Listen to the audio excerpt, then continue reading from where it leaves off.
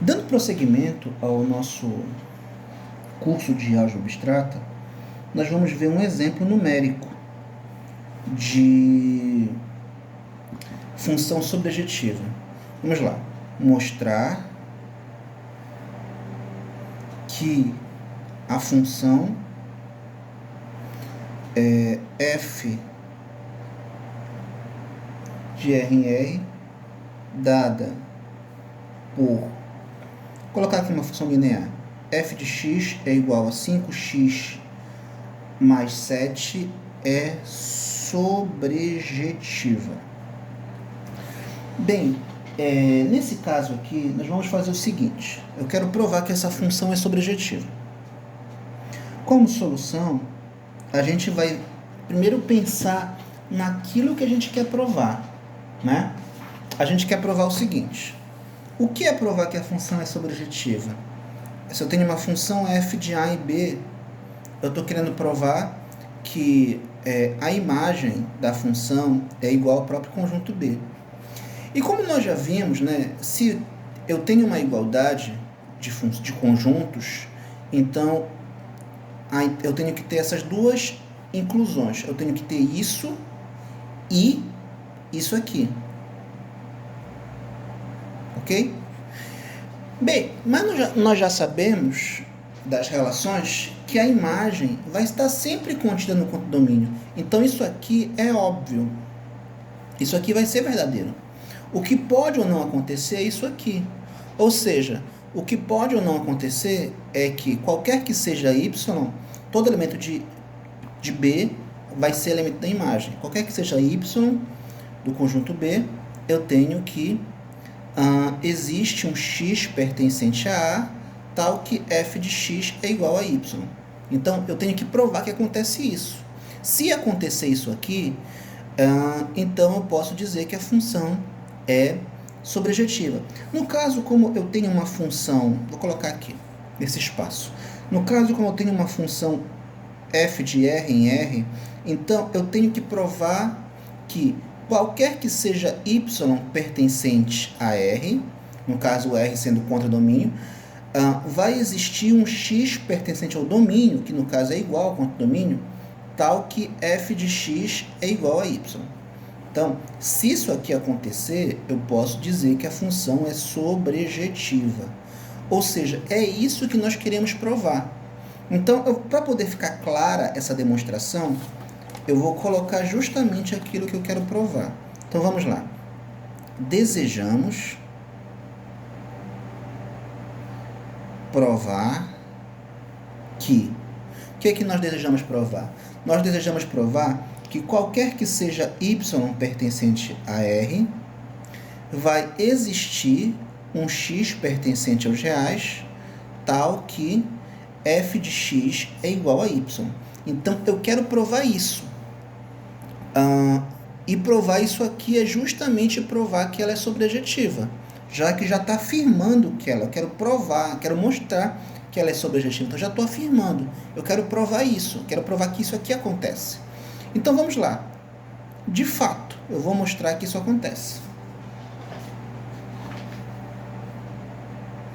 Só que, na verdade, eu deveria colocar aqui no começo, né? Seja, só para poder ficar mais claro, né? Seja f de R em R dado por... Aí eu vou colocar a lei de formação, f de x é igual a 5x mais 7, para ficar melhor o texto, né? Seja f uma função de R em R dada por essa forma, desejamos provar que acontece isso. Ou seja, desejamos provar que ela é sobrejetiva. Então, de fato, né? Para todo y pertencente a R, vou fazer assim, né? Para todo y pertencente a R, agora eu vou abrir um parêntese aqui. Na verdade, eu vou abrir um borrão. Nesse borrão aqui, que não vai fazer parte da solução, tá? Você pode colocar separado, se fosse uma questão de prova. Vou colocar aqui, a função f de x é igual a 5x mais 7. Aí a gente vai fazer o seguinte, esse f de x eu vou chamar de y, ok? Então ficaria como aqui? ficaria 5x igual a... Agora eu vou colocar o x em evidência, tá? O objetivo é esse. Então vai ficar 5x igual a y menos 7. Então x vai ficar y menos 7 sobre 5. Então por que eu fiz essa inversão? Você vai entender já já. Pelo seguinte, qual é o meu objetivo? É que eu tenho que mostrar que para todo y vai existir um x que vai acontecer essa igualdade. Só que eu não sei que x é esse. Para eu encontrar esse x, eu tenho que pegar essa lei de formação e colocar o x em evidência. Vai ser esse x aqui que eu quero encontrar, ok? Então eu vou ter que mostrar isso. Então ficaria assim. De fato, para todo y nos reais, vou colocar assim, tomando... Isso aqui não fica na solução, tá? Isso aqui é borrão, tá? Tomando um x real dado por... Aí eu vou colocar o x como sendo justamente esse resultado. Y menos 7 sobre 5. Temos... Aí o que vai acontecer? Nós vamos ter isso aqui, olha. F de x é igual a 5x mais 7, né? Agora eu vou substituir, né? Quem é o x? O x que eu escolhi foi esse aqui. Então vai ficar 5, 7, y menos 7 mais 7, ok? Aí eu vou cancelar. Aí vai ficar como? Y menos 7 mais 7, ok? Aí cancelando esse com esse vai ficar só o y. Ou seja, o f de x é igual a y. Então o que eu fiz? Eu mostrei que para todo y vai existir, né? Eu posso tomar, ou seja, existe um x tal que o f de x é igual a y. Então, ou seja, satisfez essa condição aqui. Então, eu posso dizer que, portanto, f é sobrejetiva. Ok? Então, com isso eu provo essa sobrejeção. Agora que nós fizemos um exemplo, a gente vai fazer um contra-exemplo. Então, vamos lá. Contra-exemplo.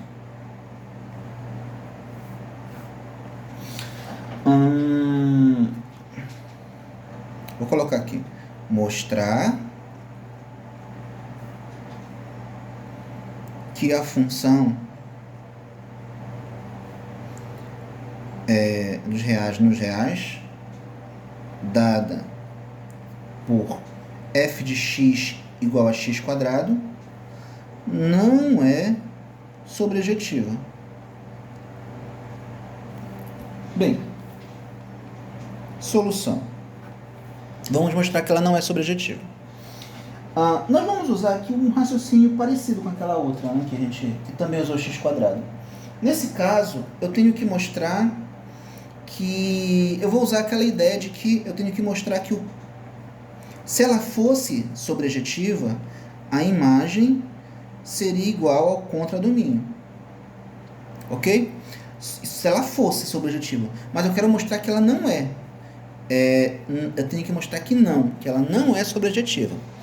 Então, como é que eu vou fazer? Vou reescrever aqui a função.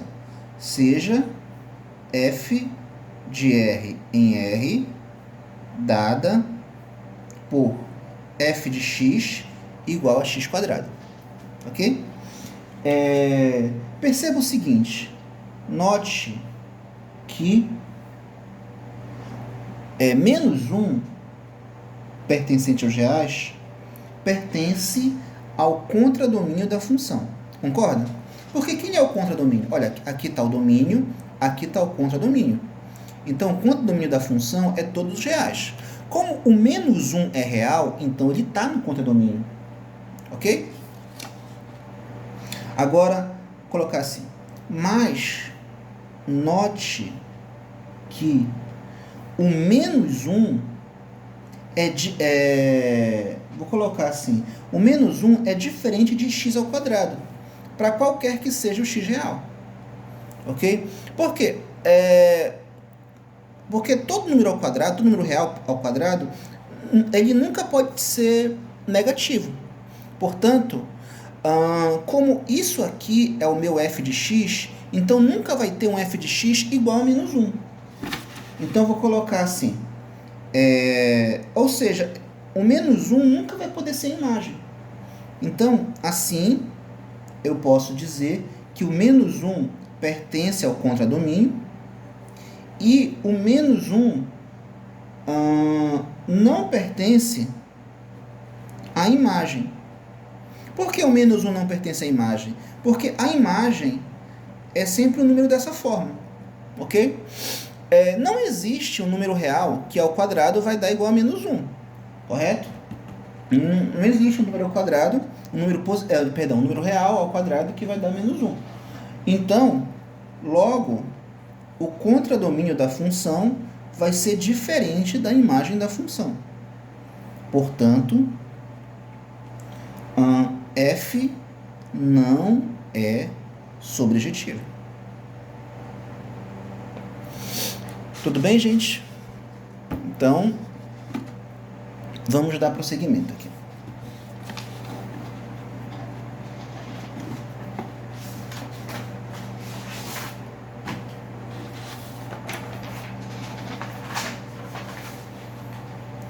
Agora o item 11,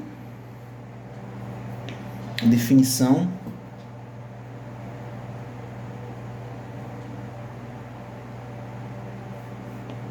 de função bijetiva. Vou colocar assim, uma função, escrever aqui, uma função f de A em B é bijetiva, vou colocar assim, ou uma bijeção, quando for injetiva e sobrejetiva. Vou colocar injetiva e sobrejetiva simultaneamente. Ou seja, tem que ser os dois, né? Tem que ser injetiva e sobrejetiva. Ok? Como exemplo, eu posso colocar aqui x1, x2, x3 e o b aqui como sendo y1, y2, y3. Então, eu tenho aqui um exemplo de uma função bijetiva. F é bijetiva. Por que ela é bijetiva? Porque ela é simultaneamente injetiva e sobrejetiva. Por que ela é injetiva? Porque domínios diferentes vão me dar imagens diferentes. E por que ela é sobrejetiva? Porque o contradomínio é igual à imagem. Ok? Então aí eu acho que não tem dificuldade. Bem, agora vou colocar um teorema. Eu não vou demonstrar o teorema, mas eu vou só explicar, justificar para vocês, tá?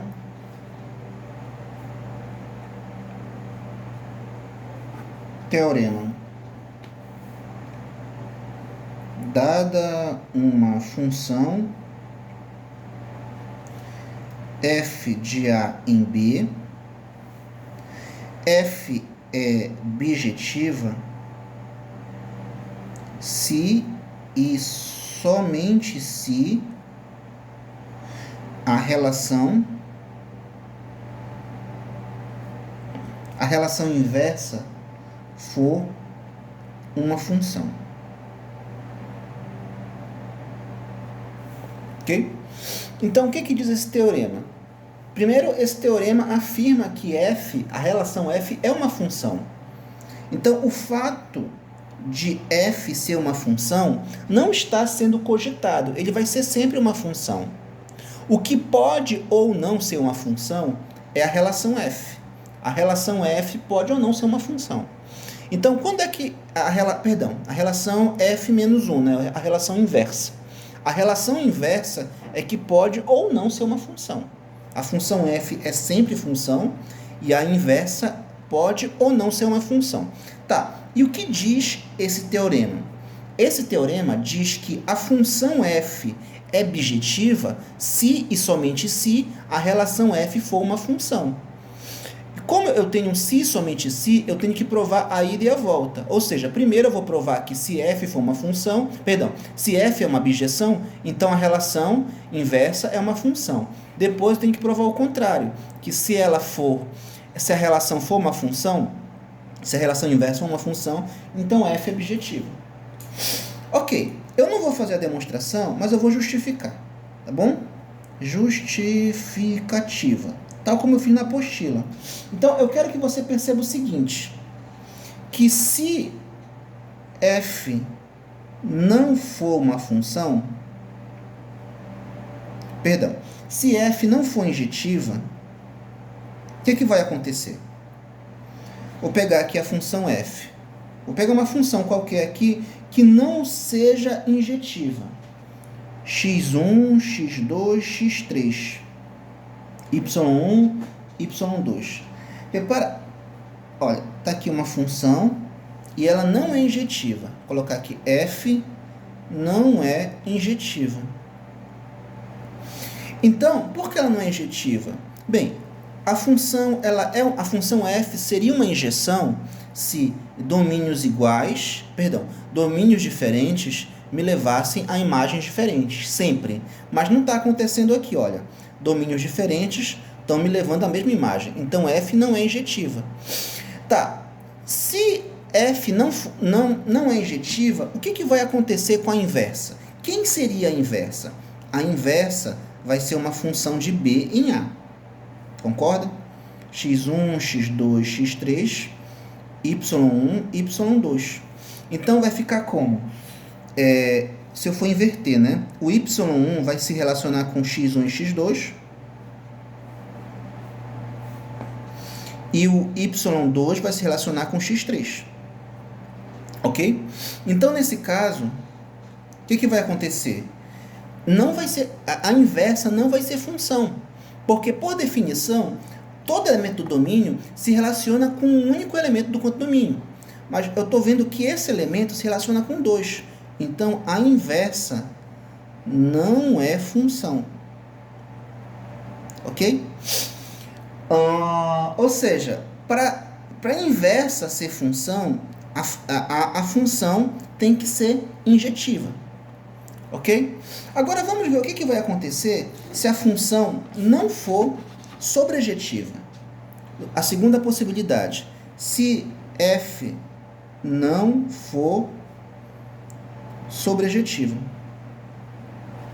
Se a função f não for sobrejetiva, o que vai acontecer?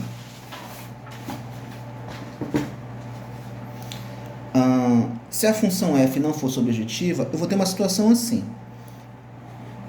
x1, x2, e aqui b, y1, y2, y3. Então, eu vou ter aqui uma função assim.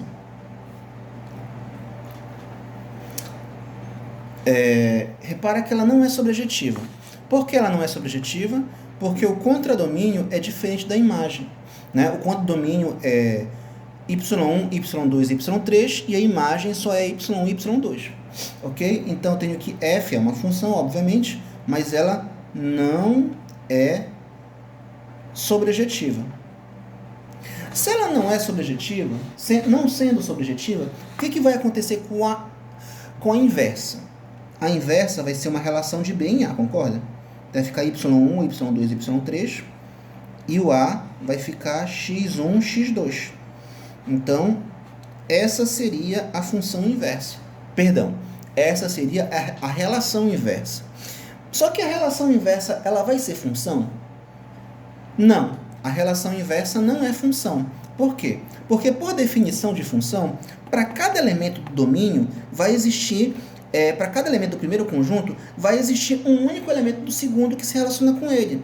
Olha, mas aqui não está acontecendo. Eu tenho um elemento aqui que não se relaciona com ninguém daqui. Então, eu tenho que a inversa não é função. Ok? Então, quando é que vai acontecer da inversa ser uma função? A inversa só vai ser uma função quando a função for objetiva. Ou seja, quando ela for injetiva e sobrejetiva ao mesmo tempo. Olha, eu tenho uma função aqui bijetiva. F é bijetiva.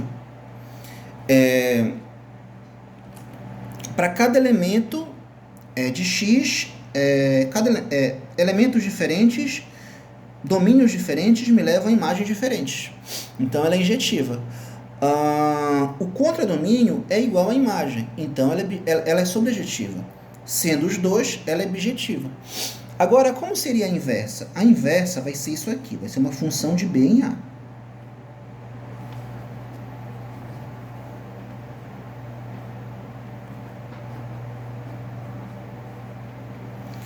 E a inversa, agora sim, é função. Ok? Nesse caso aqui, não tem problema, porque todo elemento do primeiro conjunto se relaciona com o único do segundo conjunto. Então, isso aqui só vai acontecer dessa forma. Ok? Eu tenho uma equivalência. Se a função é bijetiva, a inversa é função. Ok? Bem, com isso a gente termina essa aula, ok?